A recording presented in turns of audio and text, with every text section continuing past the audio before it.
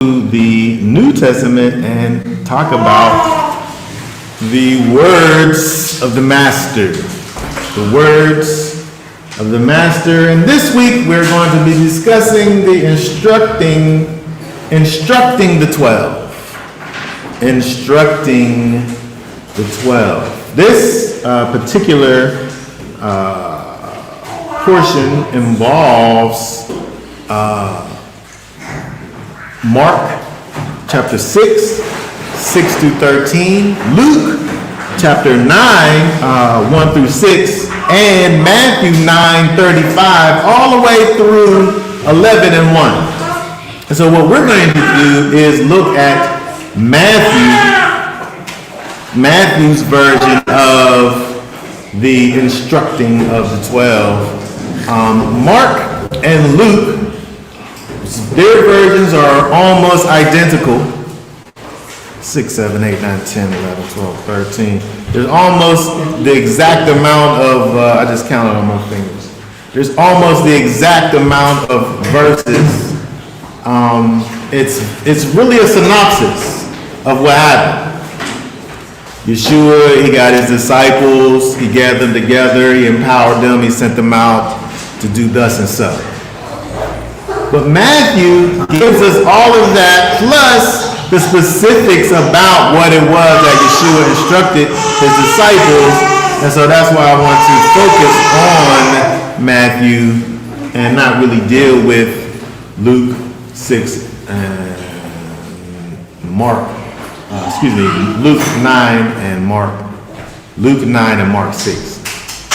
I think there's one little minor thing that we gain when we look at Mark, and we can just mention it briefly when we get there.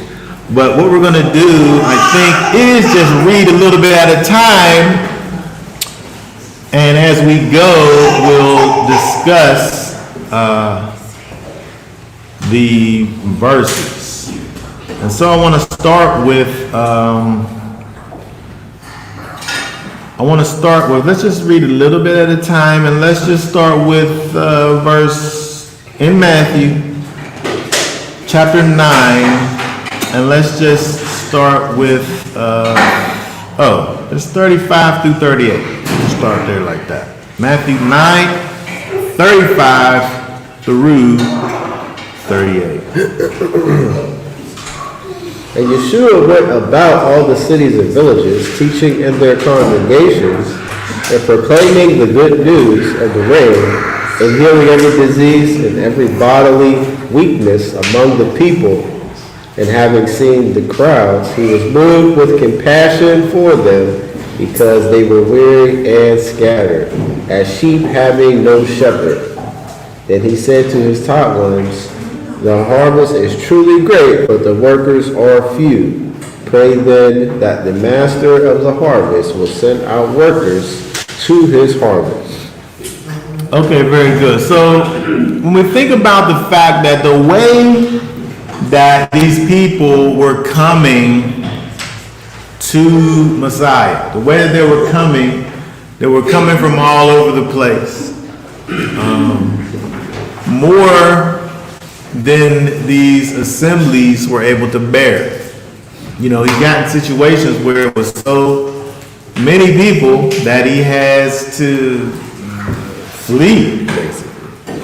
And so instead of having the people have to come to where he is, he empowers his disciples to go and do the work that he is doing. So when we see these verses, essentially the entirety of chapter 10 is dealing with the instruction, the personal instruction that he gives to his disciples.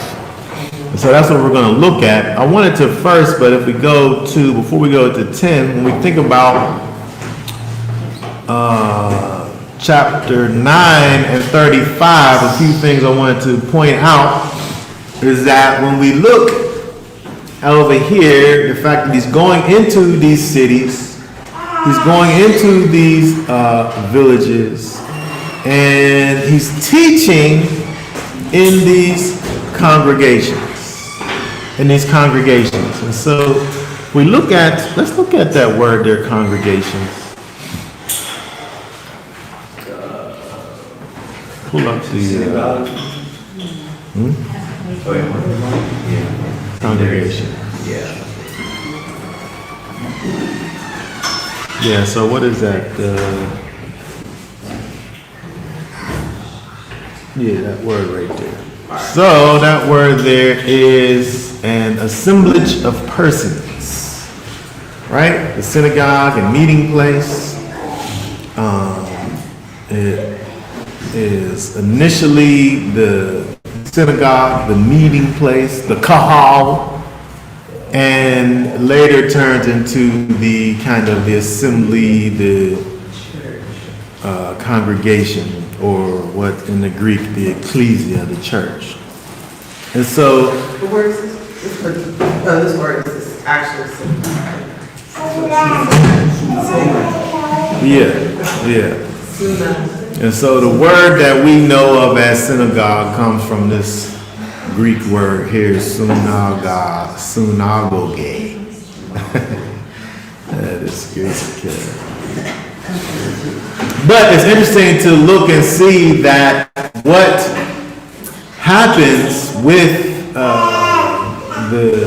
what we know of as the first century church is like it's patterned after what was happening in the contemporary Jewish situation, where if you had a certain number of individuals in a place, you would, that would constitute there being an actual place that you would come and assemble yourself.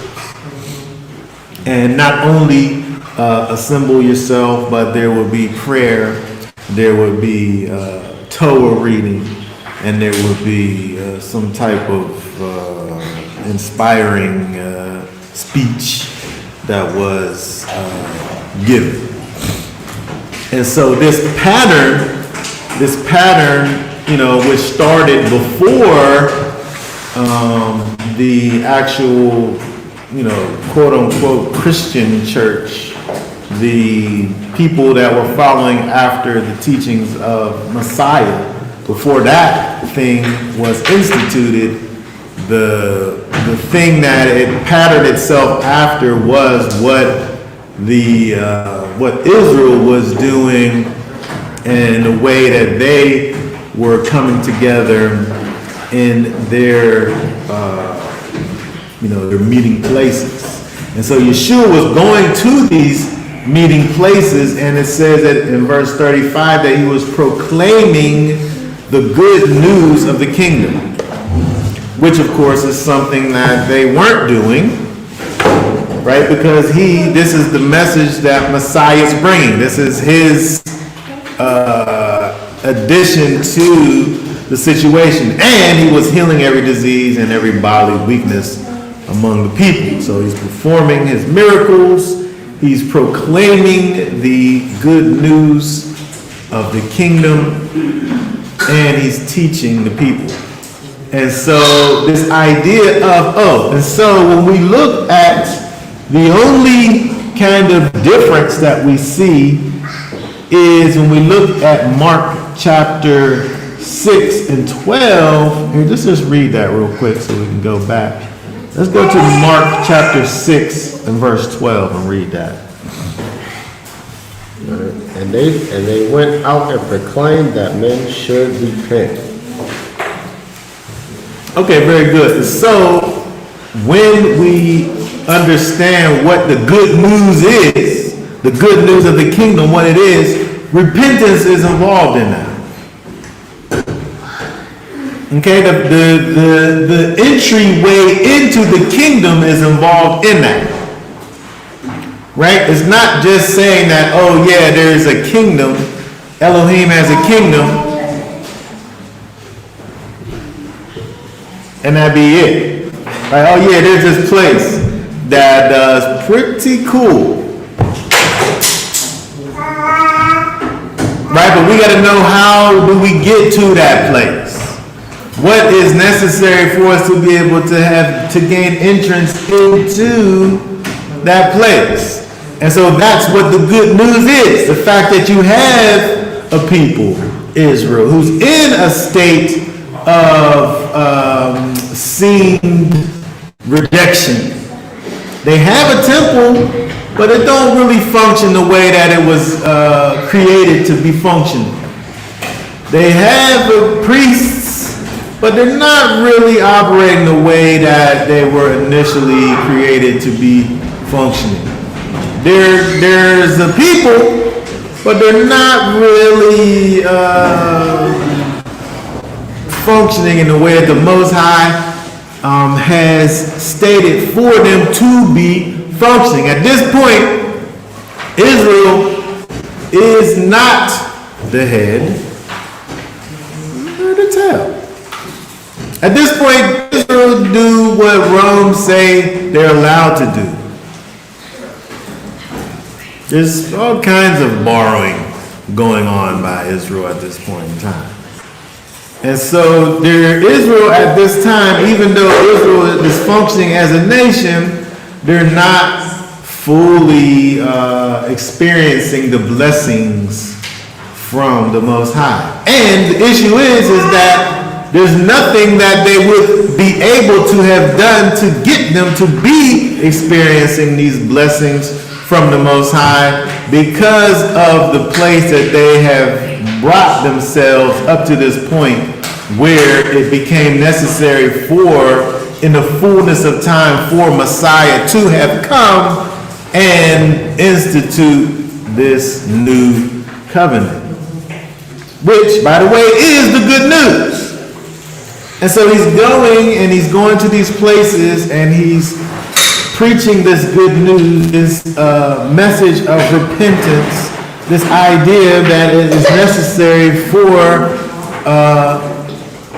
people to be able to turn from their ways and rejoin themselves to the Most High in a way that's only fitting and described. Kind of goes along with what we kind of touched on dealing with before. You know, the only way that leads unto righteousness is the prescribed way given to us from the Most High. And so at this point, the actual prescribed way is kind of clouded, because they're doing the things. They're doing all of the things. They're going and they're doing their sacrifices, you know, they're keeping their appointed times. They're living their lives in a particular way, and yet the Most High is still far from them, because it's necessary for a new thing to happen, and that new thing is in fact happening to them right now. And so he's going forth, and he decides that because it's time now to send out his disciples, and that's what we see over here in the end of chapter 9. And so let us now look at the next chapter, chapter 10, and where it deals with who these disciples are, giving us, the reader, an idea of who they are, before he goes into these things that he says to them to ready them to send them out. So let's look at Matthew 10, and let's read from 1 through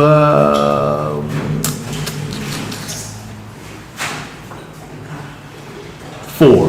Can I ask a quick question? Oh yeah, go ahead. So who's he asking to send? Say that again? When he says, therefore beseech or ask the master of the harvest to send out workers into his harvest, who's he talking to? Oh, he's talking to his disciples. He understands that there's a necessity because of the fact that, you know, there's so many people. There's so many people that's out here that need help. he's of course who he is, but we understand the fact that that Messiah, when we think about what he says in terms of him returning to the glory that he once had when he was with the Father, it alludes to the fact that he had to remove glory if he's returning back to his previous glory. And so Messiah has made himself, he kind of hinders himself, if you will. He only be at one place at one time. And there's such a great need for what he's doing, he can't do everything. And so in those verses, there it seems as if he's just expressing the fact of there being a necessity for there to be more than just him going out and doing this. The harvest is great, but the workers, it's not the main workers. We're going to start off with you guys, and of course we'll see what happens. And so I feel like he's just kind of making this statement. It does kind of seem like he's speaking to, he has to be speaking to somebody. He's saying, like, can y'all ask me to send out? Yes. I mean, but they have to be willing It participants. sounds like that. Right? They have to be willing participants to this thing, right? If I say for you to go and do a thing, you have to agree. And so I think when we see that there, I guess you can think about the fact that him saying that would facilitate the people who are going to be the harvesters to kind of accept the role that they're getting ready to be commissioned to do. All right, so let's read Matthew 10:1 through 4. And having called his 12 top ones near, he gave them authority over unclean spirits to cast them out and to heal every disease and every bodily weakness. And these are the names of the 12 emissaries.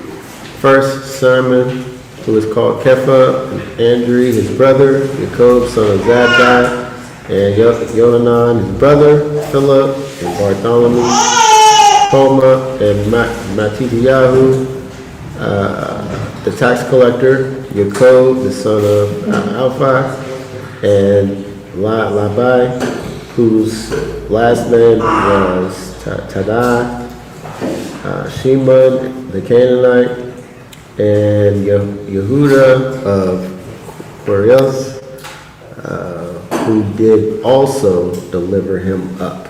Okay, very good. So there's some interesting things that we see in regards to the disciples here. Peter, we find out here, must have been the right-hand man of Messiah. He had to be. Because nobody else is given kind of a designation at all. Why does it say first Shimon? Why does it say first him? Right? It's because it don't talk about seconds. We see a first. We don't see a last. Right? There's no designations really put with any of the disciples except for, well, there's two other kind of designations. Matthew, where it's always necessary for it to be known that he's a tax collector. I wonder if Matthew was prideful. I wonder. He was still rich. He was still rich. Maybe the fact that he was a tax collector, he was doing good for himself. It was always necessary to kind of to bring him down and mention the fact that he's a tax collector. And so there's always those two things are always mentioned together. And Judas, the betrayer. The rest of them, it's just their names, just who they are, maybe who's their brother, who's their daddy.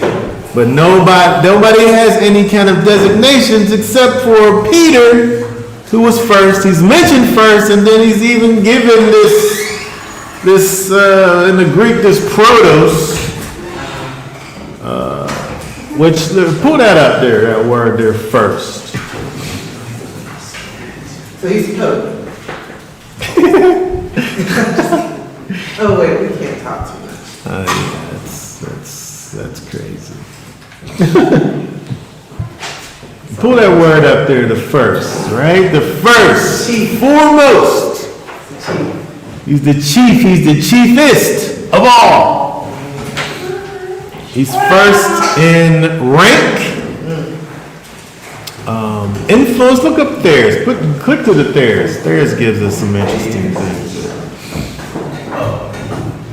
Just click on the thing where strong is. And drop down to theirs. Okay, very good. So, first, number 2, first in rank, influence, honor, chief, principal. We have all of these ideas when we think about Peter. And it's interesting the relationship that we see with Peter. He's obviously kind of, raises to the top in terms of being, the guy. We see because of the way that Messiah deals with him, his kind of, his preeminence among the rest of the disciples. And so it's interesting that we see that here, not only that he's mentioned first, but then that they actually have that word there, that he is, in fact, first. The only other thing that I wanted to mention, besides the fact that Matthew, he has that connection with as being the tax collector, but in verse 4, there's some interesting things there. This other Simon, this other Shimon, the Canaanite.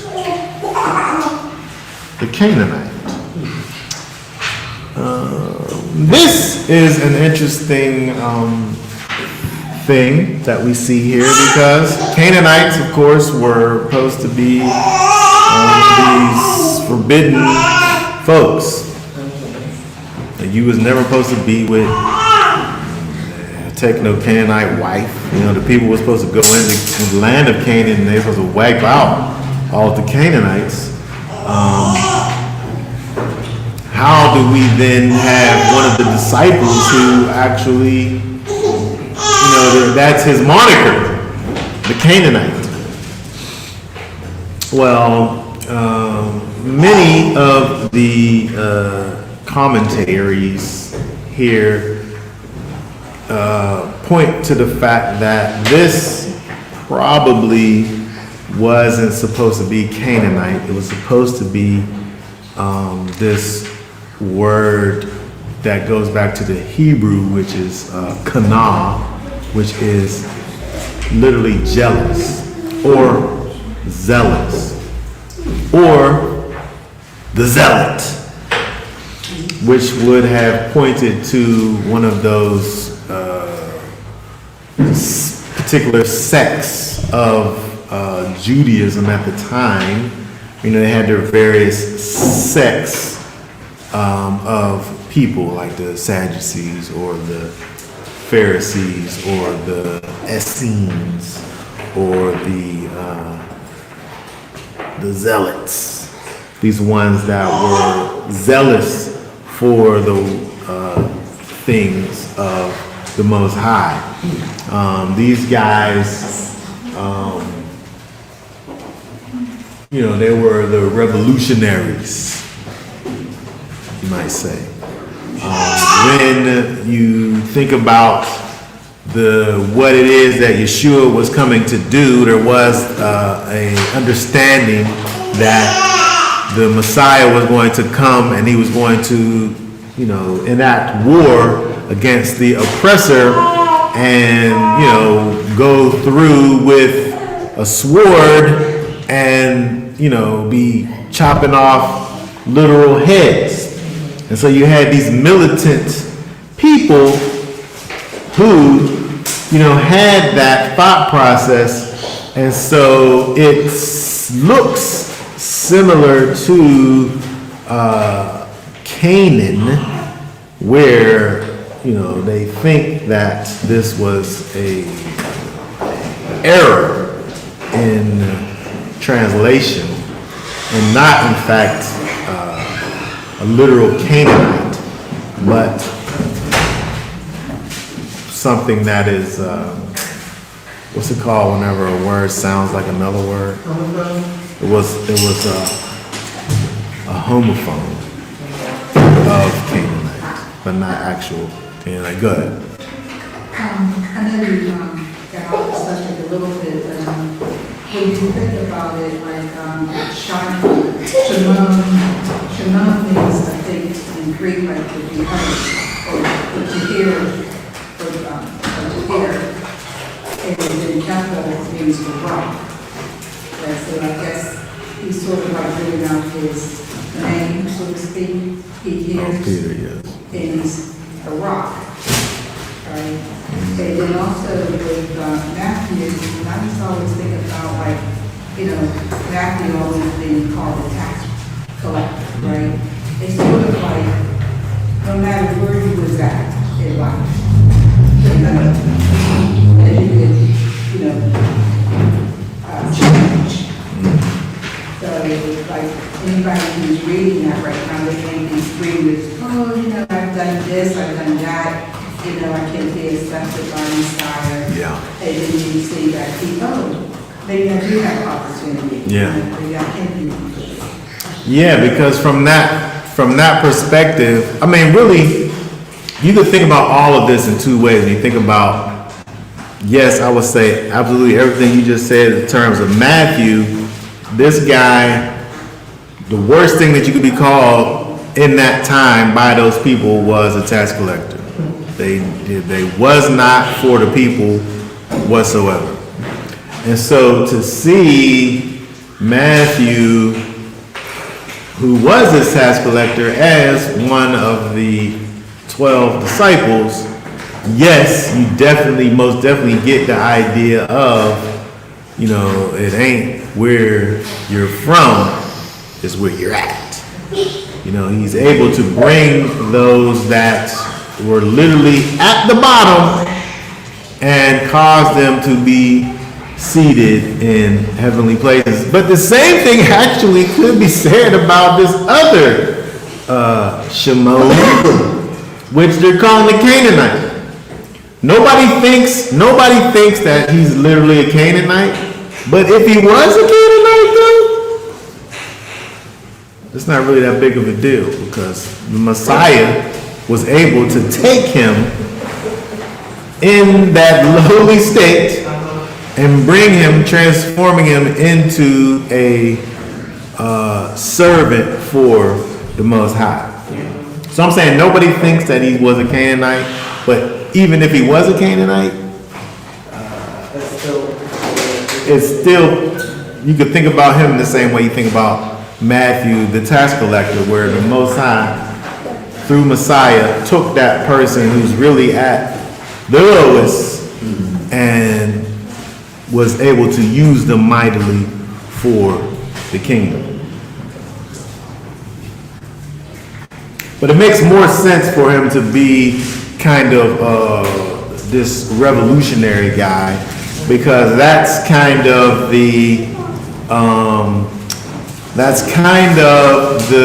because he's coupled with the other revolutionary guy, Yehuda, or, Judas, right? These guys are coupled together, the two revolutionaries, the zealot and the Sakari guy. That is, thought of as being these revolutionaries. People think about, when they talk about Judas and what he done in terms of, delivering Messiah. One of the things that people talk about in terms of kind of justifying his action is thinking that if he really knows who Messiah is, where it seems like he should, because he was with him all of this time in the inner circle, if he does this thing, it's going to cause the kingdom to come right now. And so it may seem as if it's kind of a betrayal, which I guess it kind of is, but it's also a necessary betrayal. It needs to happen.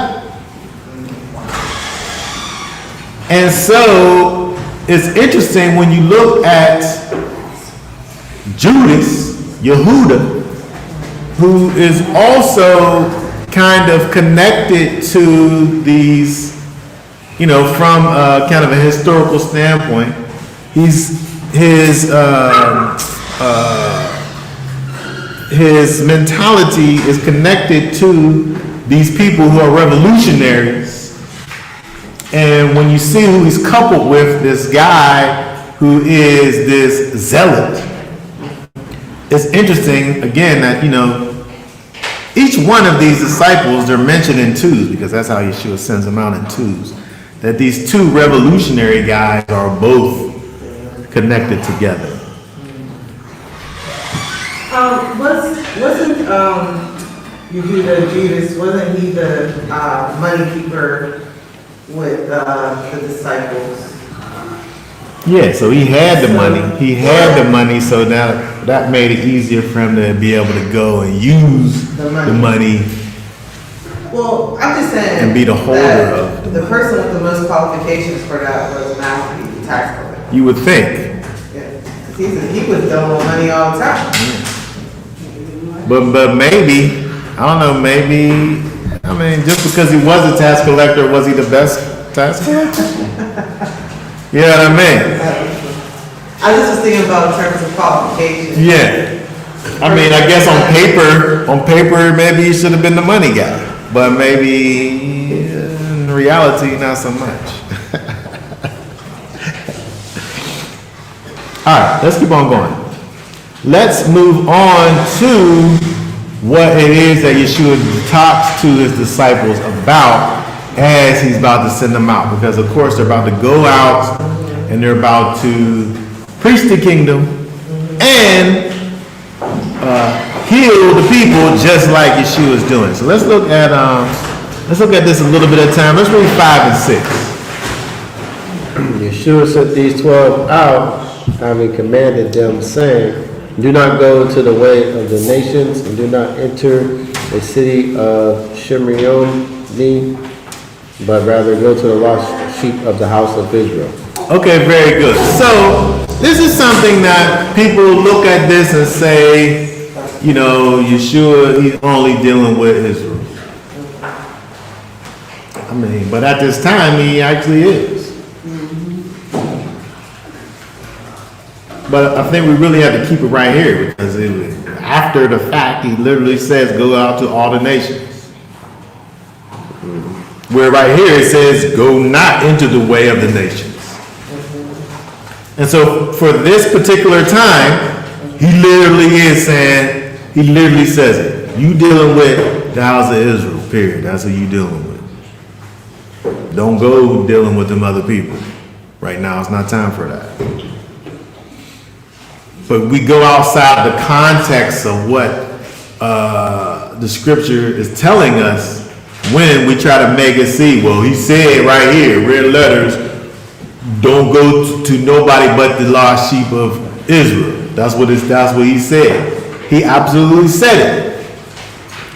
But in the context of when he's saying it, he's talking to these 12 guys, and they're going out with a specific mission for that specific time. Now, for us to go outside of that is not really dealing with the text properly, I would say. But here, he's literally saying, he dealt with when he, Yeshua himself, ran into this Samaritan woman. He kind of didn't talk right to her all the way. But he still provided for her what she needed. And he told her, go ahead, you go back to your place and, you can talk to them about whatever you saw here. After you get yourself together with all them people that you got, that's your husband, and the one that's your husband now, that all of that. When he dealt with the guy who had the demons that he cast out, that guy was like, so happy that Yeshua did this thing for him. I want to come with you guys. Nah, you can't come with me. You ain't really with us like that. But go ahead, you can spread the word, but you can't be with us. There's particular boundaries that Messiah set up that are they're time sensitive. It's for that specific time. If we was really to think that he only wanted for this thing to be inside of a particular bubble that included, that's the location where they was at, I mean, that don't even make any sense according to what he's actually doing. If he just wanted it just to be contained, this message to be contained, he could have just kept on doing what he was actually doing, just, him going around and, going on this tour and people coming and finding him. But he's in the process of expanding, but it's necessary for the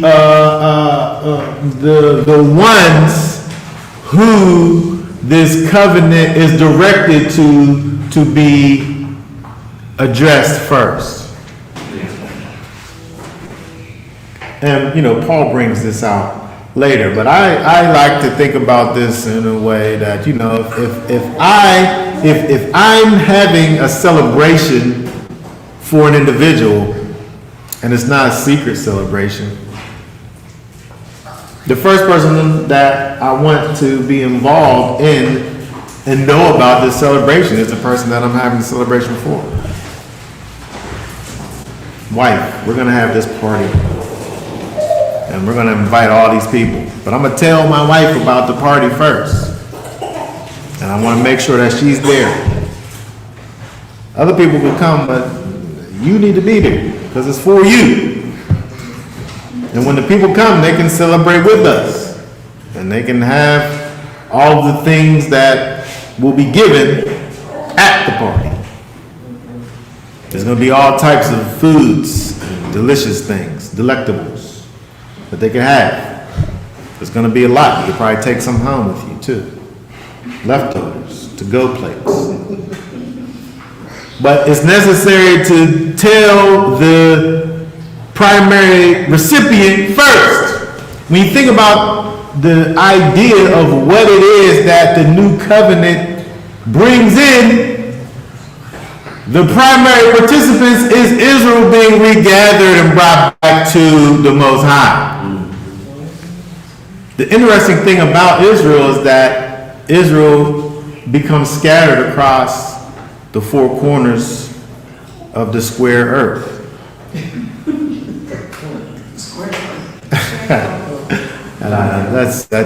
That's some tongue in cheek again.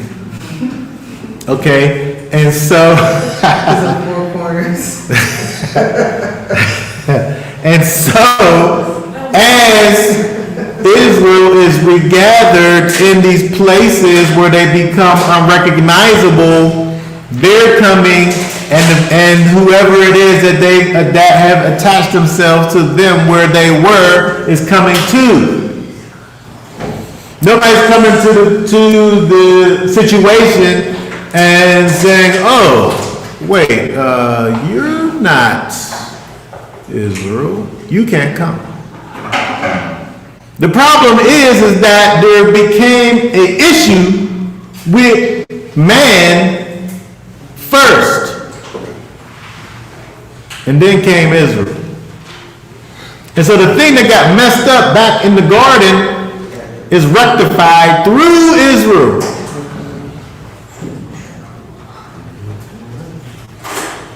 But the end result is for reconciliation with mankind. But the road goes through Israel. So you got to start there. So that's what we see with Yeshua and his instructions. And don't worry about them people. Don't right now. Right now, we dealing with the house of Israel. And then what do we say? Look at verses 7 and 8. It says, and as you go, proclaim, saying, the reign of the heavens has drawn near. Heal the sick, cleanse the lepers, raise the dead, cast out demons. You have received without paying, give without being paid. Okay, so they're going out.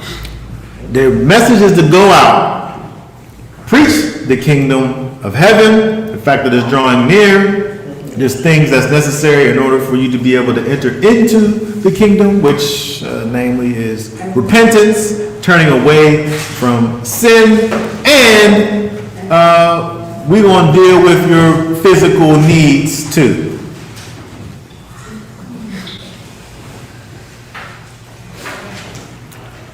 When we look at this, these things are both practical. They're both practical and fantastical. Fantastical in the sense of it's a pretty serious thing when you're talking about people being raised from the dead. It's a pretty serious thing when you're talking about the idea of lepers being cleansed. It's pretty fantastical.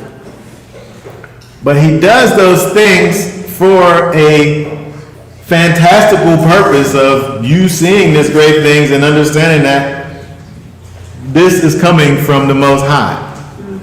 But he don't want to just have you be the recipient of this fantastical thing, but he wants for that to cause you to understand that there are greater still things that are coming, that are soon be here, and there's a way to forever be able to be a participant of the kingdom of heaven that's drawing near. And so he deals with these people where they are in terms of their, physical needs, but also there's this kingdom of heaven that's drawing near.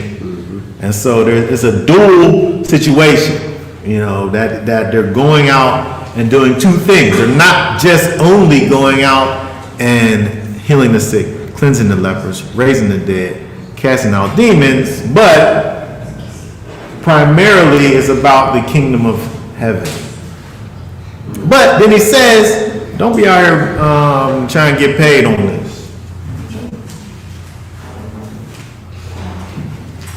You have received without paying, give without being paid. Don't be out here like these people who go around and they turn this into some kind of a hustle and be doing these works and miracles for a fee. We'll be in your city on May 7th. Get your tickets. Pre-order your tickets. Yeah. We'll be in there.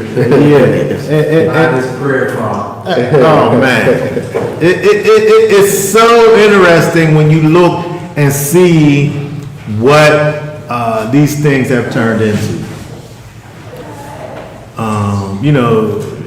We could go on and on about the way that this propagation of the kingdom of heaven has literally been turned into a business. I mean, they had the certain tapes. I remember back in the day. That was a long time. Yeah, tapes and CDs and everything else. You would leave the church, basically, they would have a sermon and they'd have it on tape. You could buy the tape on your way out the door.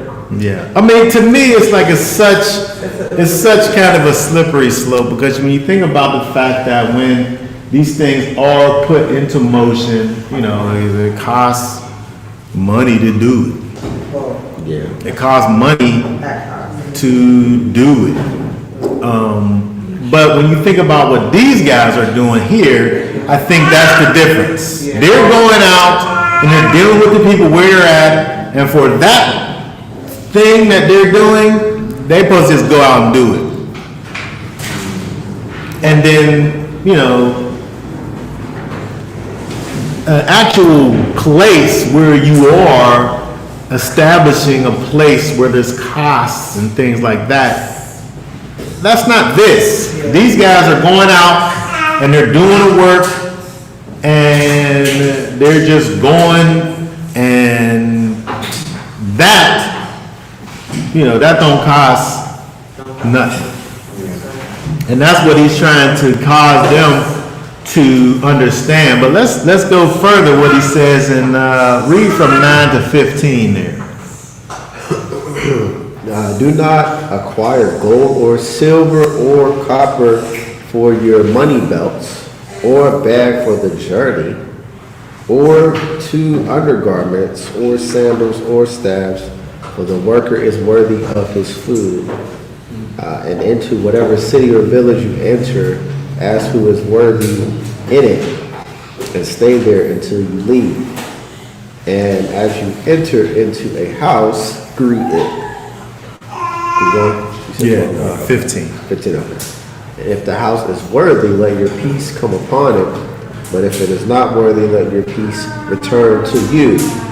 And whoever does not receive you, nor hear your words, when you leave that house or city, shake off the dust from your feet. Truly, I say to you, it is more bearable for that land of Sedom and Amor in the day of judgment for than that city. Okay, very good. So, it's an interesting thing that I think that Yeshua wants for his disciples to be able to learn. There's a couple things here. When you think about the fact that they are being sent out to go and do this work, but at the same time, he's saying, don't take your money belts either. Don't take your extra undergarments. Just go out. You're basically going out in faith almost. And you're not sending a letter out in head and say, hey, man, we coming out to your city. Where you think we could stay at? Go out there, and then when you get there, find out who's worthy and then stay in that place. I can think of somebody right now who just would not even be cool with this, right? Me too. What you mean? Like, where am I stay at? Where am I stay at? I'm like, what's the best hotel? Now, see, I didn't even say I was talking I don't want to get You there put your own self out there. sleeping in the parking lot. I didn't even put you out there.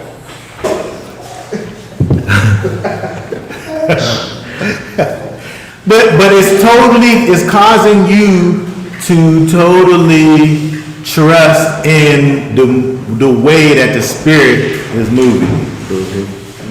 And that's the only thing he wants from these people. Don't sit up here and try to plan your situation and go as far as your money might take you. You go where the Spirit leads you, and your needs will be provided for you. Somehow. It's not pre-planned, but it's going to work out. And they just had to go out by faith, because this whole thing they're doing is by faith anyway. Yeah. And so it's helping them in this new thing, this new movement that they're doing, when they're already doing this fanciful thing in terms of they never went around and healed no sick or cleansed no lepers or raised no people from the dead. They was used to, some of these guys is used to going out and fishing. This ain't their thing. This is what Yeshua did. They seen what he did and was like, wow, this guy's amazing. I want to be with him. And then next thing you know, he like, all that stuff you see me doing, you go do it now. Yep. And then by the way, don't take no preparations or nothing. Just wait and see, and then find out when you get there if it's gonna work or not. Don't worry about it. I want to give an example of that, because like when you walk upright, like for instance, I'll go to gas station, you know, I know I drive at night, and I'll get me like a coffee or, you know, banana or something like that. And a lot of times, like even happened last week, you know, I'll greet the person, they'll be in there, it's late, you know, so it's not really nobody coming through. But I'll talk and ask how they're doing and be nice to them, and I'll grab me a coffee, a banana, and they'll be like, oh, that's all you getting? Just go ahead.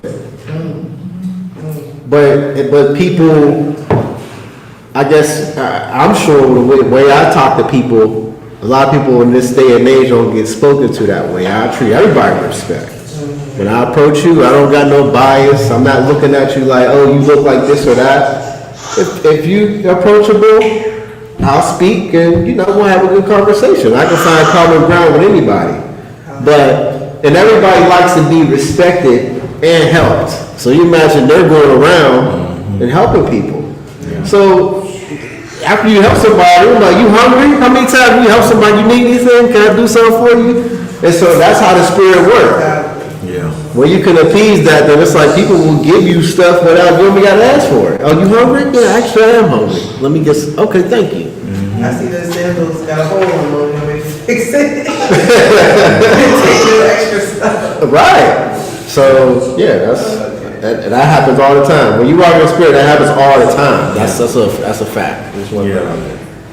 And so again, these instructions that he's given them are things that are helping them to move in the Spirit. Yeah. And so, you know, I think about these things when I think about my own self and kind of the journey that I go along in terms of just being in ministry, where you hear Yeshua, he talks to his disciples, go out and, you know, don't think about what you're gonna say. You know, you go out and the Spirit will speak for you. You think about the fact that Yeshua, when he spoke with his disciples, he talked about the Spirit coming, and one of the things that the Spirit would do is that all of the things that I taught you will come back to your remembrance. Yep. And so in one regard, you know, yes, they're not, you know, having a script necessarily to deal with, but also there's a bank inside of them that the Spirit is able to draw from. Mm-hmm. And so it's not that they're just going willy-nilly and just don't know anything, and then it's just that the Spirit just works. The Spirit draws from what has already been deposited in the bank and is pulling out that in the opportune time. Yep. I remember kind of when, you know, in the 90s, the 1900s. I remember back in the 1900s when I would go around town, and, you know, for me, it was kind of, it was like a sport almost to go, and I would see people, you know, like maybe preaching on the corner, and I was, you know, at a time in my life was controversy. Man, I loved arguments and debate. I'm saying I was that. I still love it to this day. But at the time, it was like I would seek out, like, you know, but, you know, it was, yeah, kind of. And I would go to where these people was at, and I would, you know, start something and see how I would. It was like almost like a kung fu movie where a guy, you know, he has his skills or whatever, and he wants to go fight. Only I wasn't fighting with my hands and a weapon. I was fighting with words and the Bible. But in those situations, it's like you have no idea what it is that you're going to talk about. You know, you're just gonna say, and you don't know what you're gonna say. And so in those times, you would actually see the Spirit actually move. And when you allow the Spirit to move and you're witnessing it's helpful for yourself. And so it's interesting when you look at how Yeshua sent these guys out, where it's not like he's sending them out. He's definitely not sending them out to fail. He's sending them out to succeed. But the fact that there's so much leaning and trust that's necessary for them in the Spirit, even though this is kind of in the beginning stages, it's also kind of this great tool for them to grow in faith and in power by him doing this like this, in terms of sitting them out, telling them, giving them this. He's giving them instructions, but it's parabolic at the same time. It's kind of like he's teaching them in a parabolic kind of a way, and sending them out to do this thing that they've never done before. And so you see that when they go out and do what he's asking, that they will have manifested faith in order to do the thing that Messiah is calling them to do. All right, let's keep on. Let's go from read 16 down to 27. See, I send you out as sheep in the midst of wolves. Therefore, be wise as serpents and innocent as doves. Beware of men, for they shall deliver you up to Sanhedrins and flog you in their congregations. That's kind of serious, right? It's like you could go somewhere and get beat. Like somebody could whip you when you go in some of these places. So, be careful. It's dangerous out there, guys. Be careful, but go ahead. Okay, keep going. Yeah, that's like sheep among wolves, yeah. And you shall be brought before governors. Oh, wait, hold on. That's interesting because, like sheep against wolves, like wolves eat you. Right? It's not even like it's just like a place where, to be careful when you step, you might trip and fall. Like if you're a sheep, a wolf will literally bring you to your demise. So be wise. Right? It's dangerous. Be careful. Okay, and you shall be brought before governors and sovereigns for my sake as a witness to them and to the nations. But when they deliver you up, do not worry about how or what you should speak, for it shall be given to you in the hour of what you shall speak. For it is not you who speak, but the Spirit of your Father speaking in you.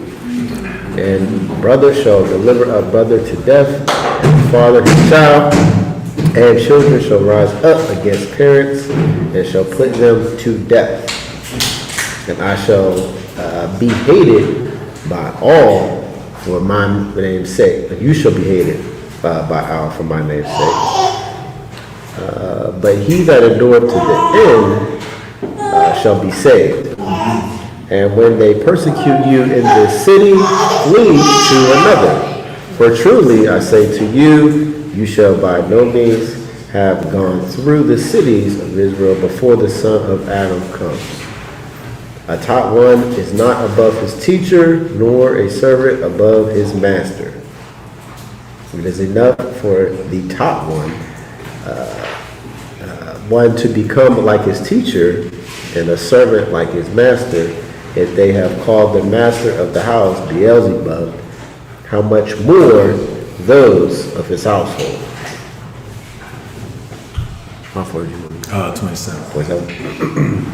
Therefore, do not fear them, for whatever is covered shall be revealed, and whatever is hidden shall be made known.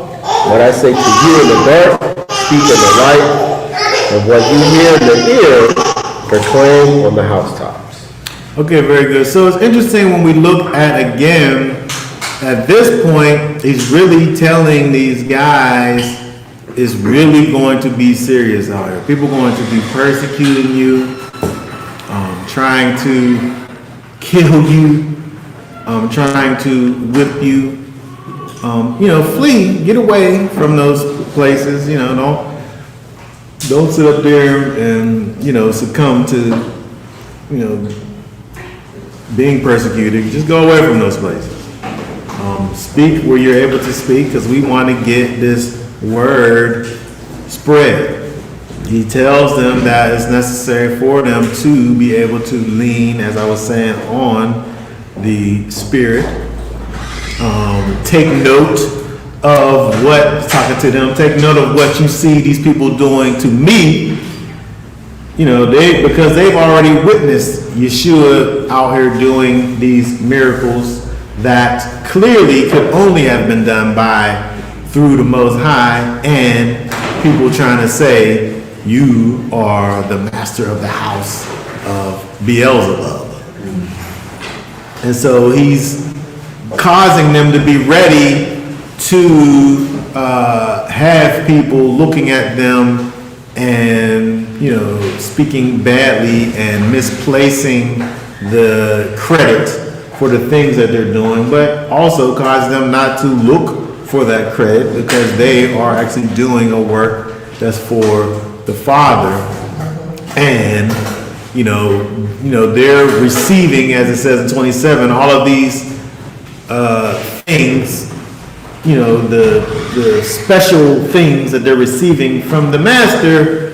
You take these things and proclaim these things that Yeshua has given to them, and proclaim them from the mountaintops. And so he's telling them that it's going to be bad. It's not going to be all just fun and peaches and cream, but you're doing this work for the Father, and you are ready for the task. All right, I want to drop down because I don't want to go.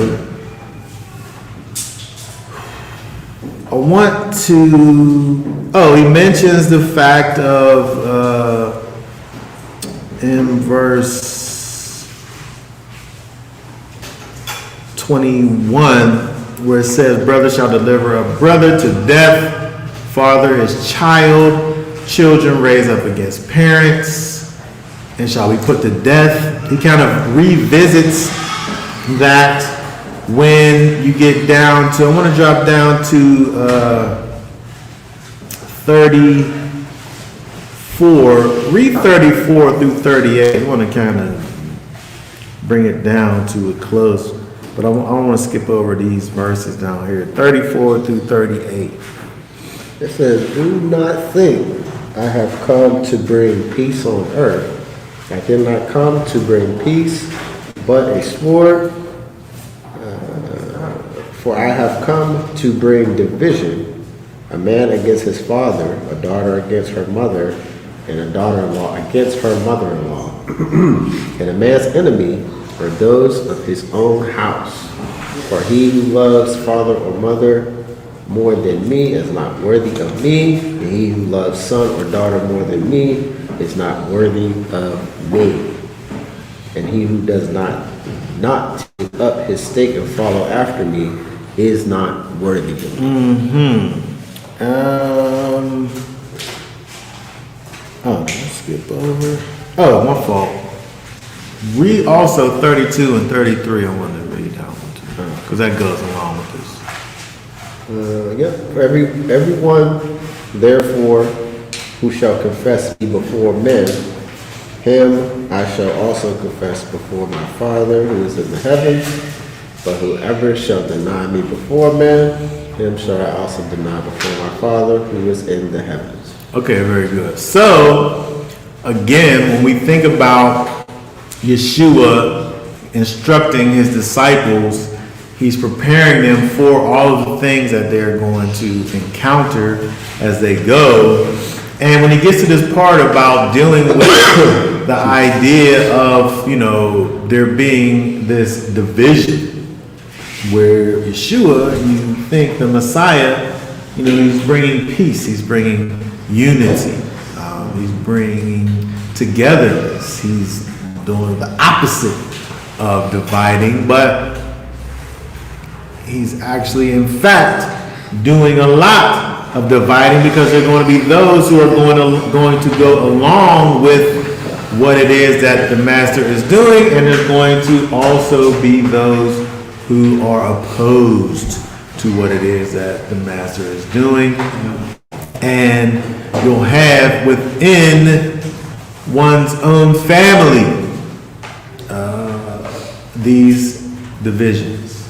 And so when we think about this kind of for things that we think about in this day and time, he's given these instructions to the disciples at that time, and right now the same exact thing is, this is our reality, where we are doing what it is that the creator and sustainer of heaven and earth has instructed for us all as believers to be doing. And in doing so, it can cause for there to be a wedge between your physical family. But he's letting them know ahead of time that this will be the case. And when he says in 38, and he who does not take up his stake and follow after me is not worthy of me. These seems like harsh words, but when we think about what the end is, it helps us to understand that when he talks about the kingdom of Elohim, the kingdom of heaven is not this earthly kingdom. It's not this earthly kingdom. The things that we look around and see, these things are not our end goal. These things are the things that we endure in order to get to our end goal. These are the potential things that could actually cause us to not make it to our end goal.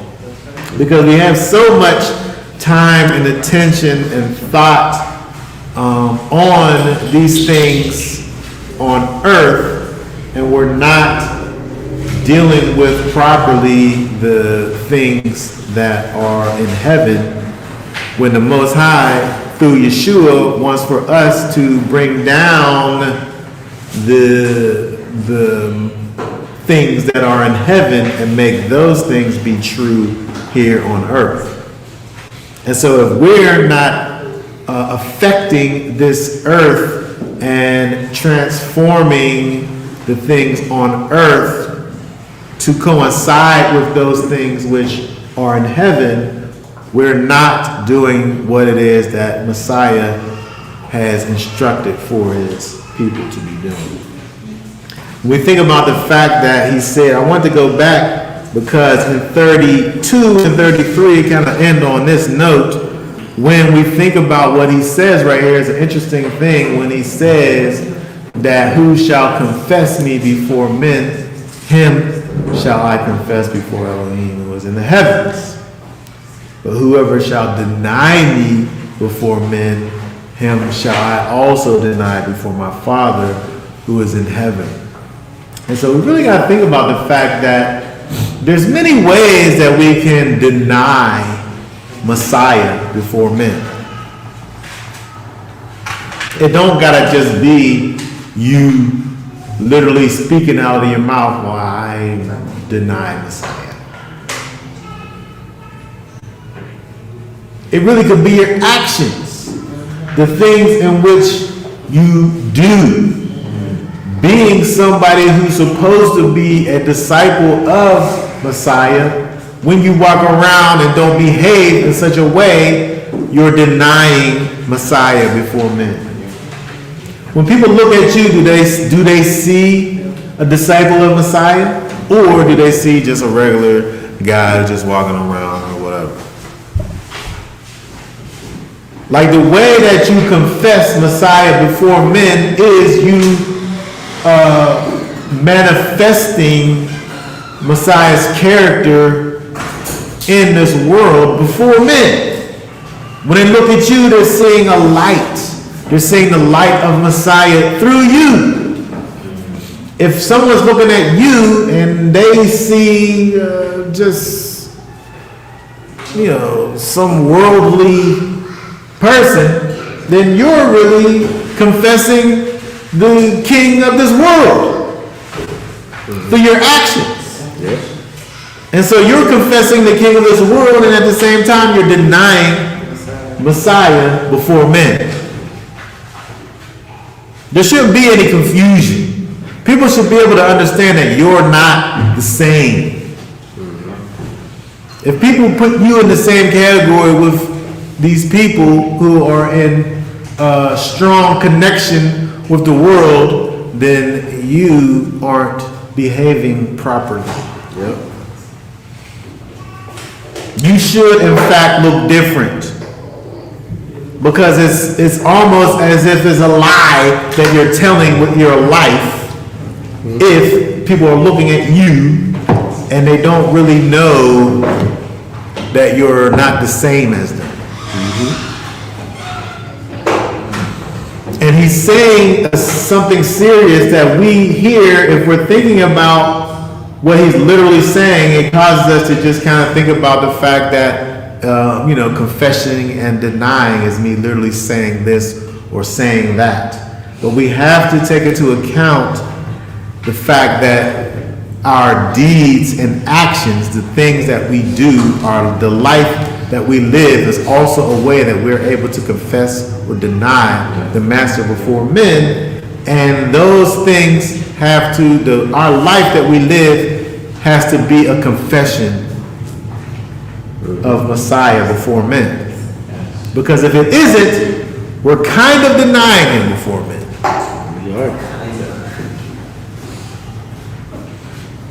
And this is a serious statement that he's making right here. He's saying, if you're doing this, then I'm going to deny you before the Father who's in heaven.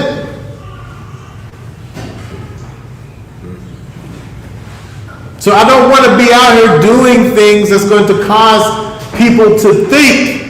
Like, I can't be out here causing people to think that I'm not a follower of Messiah. Because I got to think about the repercussions of the actions of everything that you're out here doing.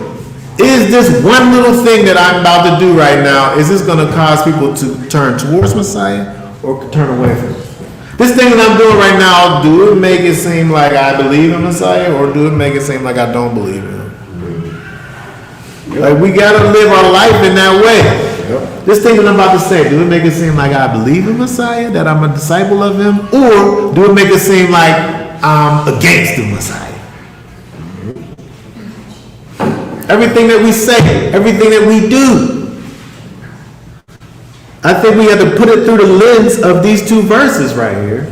Because if we're doing things that are denying who we say that we follow, Yeshua said he's going to deny us before the Father when we do it.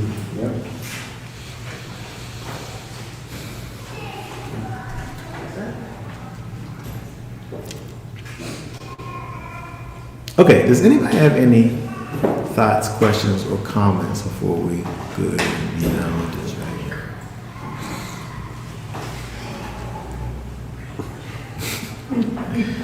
Okay, go ahead. Hold on, let me just say, if your question don't have nothing to do with what we just was talking about, then I don't want to hear your question. Okay, go ahead. What is it? What is it? Why do we not have to think about what's in?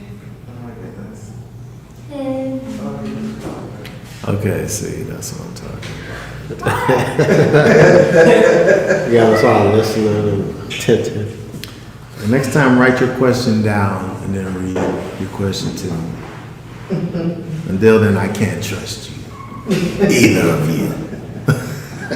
Okay, very good. So, that being said, we want to kind of end on the note of understanding that Yeshua, as he sends out his disciples to do this work that he absolutely knows is necessary for them to be doing, he's not sending them out blindly. He's causing them to know that it is definitely a serious situation. It's a hard situation. There's going to be many adversities, but he is properly preparing his disciples for the mission at hand. And so the same thing is true when we think about what our life is in Messiah, is that he has empowered his people through the Ruach HaKodesh to go and be lights in this world and to be salt in this world. It's not going to be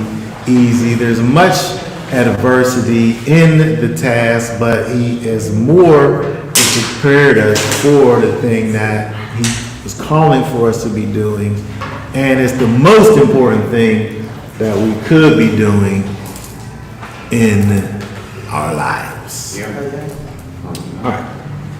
All right, that being said, we are going to be done for now. Y'all will be back on next Shabbat to continue with our look at the words of the Master and also the weekly Torah portion. For now, we'll say then Shabbat Shalom.